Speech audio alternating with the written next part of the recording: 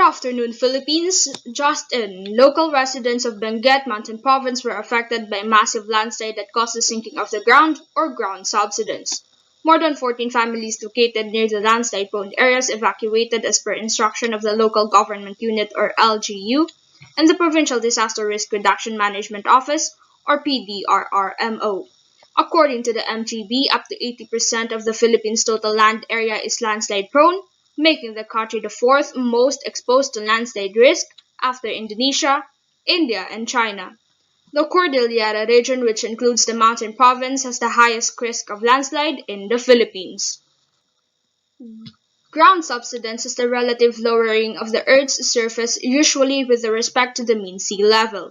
It can be the result of dissolution and collapse of limestone, excessive groundwater withdrawal, mining, oil and gas extraction, earthquakes, change of seasons, and many others. These may not cause terrifying effects as other natural disasters, but the effects may last for a long period of time. Sudden ground collapse events may cause serious and widespread damage to life and property. Stay tuned to learn more about ground subsidence. And we're back. For the signs of impending geological hazards, we have Dana Espanyol. Dana. Here are the signs of an impending geological hazards. First are the trees or fence that fall or tilt. A forward tilt into the prone position indicates that the landslide is shallow and translational. A back tilt into the reclining position indicates that the landslide is relatively deep-seated and rotational. For sinkhole, tilting is towards the center of the depression. Second are the foundations that are slanted. Third are the new pans that appear after rain. This usually indicates that there is a problem with your drainage. Fourth are the rapid appearances of cracks and holes in the ground. Fifth are the dead patches on the grass and plants. Sixth are the sinkholes in your neighborhood. This usually indicates that the ground beneath your home is collapsing. This means that it needed an urgent attention.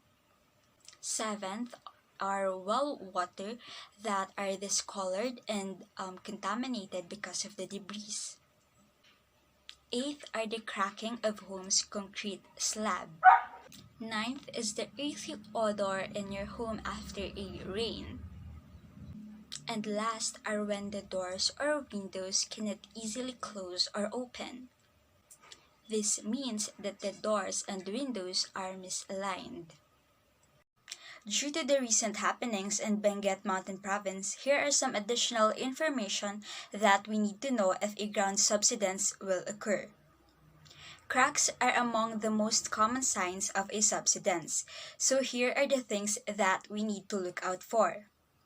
First, cracks are visible on the inside and the outside of your home.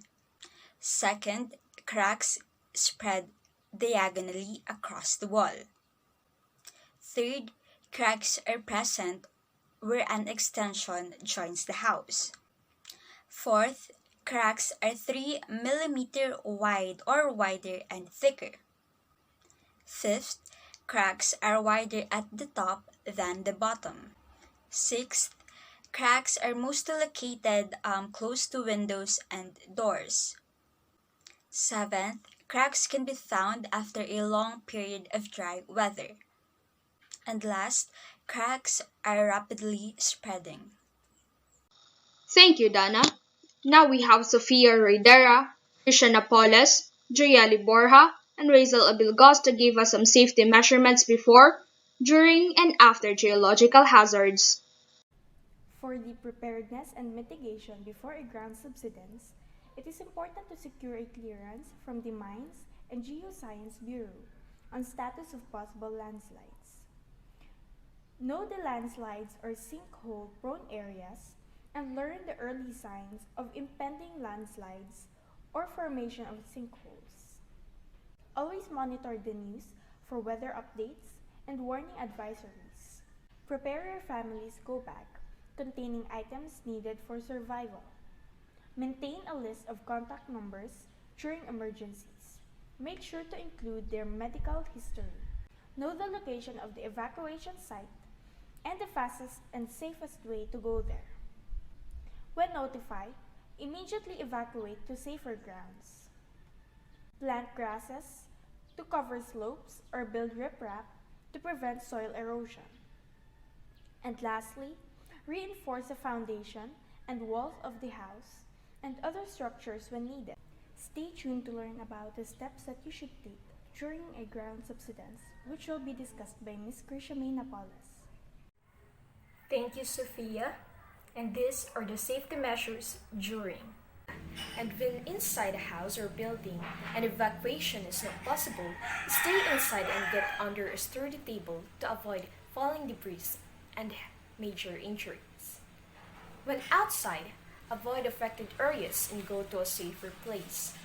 And when landslide cannot be avoided, protect your head to avoid head injury that can cause a more major problem.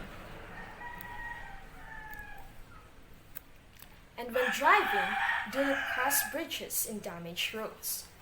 Do not try to stay close and take photographs when sinkholes suddenly develop or form. Contact the authority to assess your location for further safety. Joelle? Thank you, Christian. Now we're going to talk about the safety measures after such geological hazard occurs. There are 10 things to remember, and I'm going to give you 5. First is to leave the evacuation area only when the authority says it is safe. Second is to avoid landslide-affected area. Third is to watch out for possible flash floods due to clogging of the creeks or rivers. Fourth is to check out for missing persons and report it to the authorities.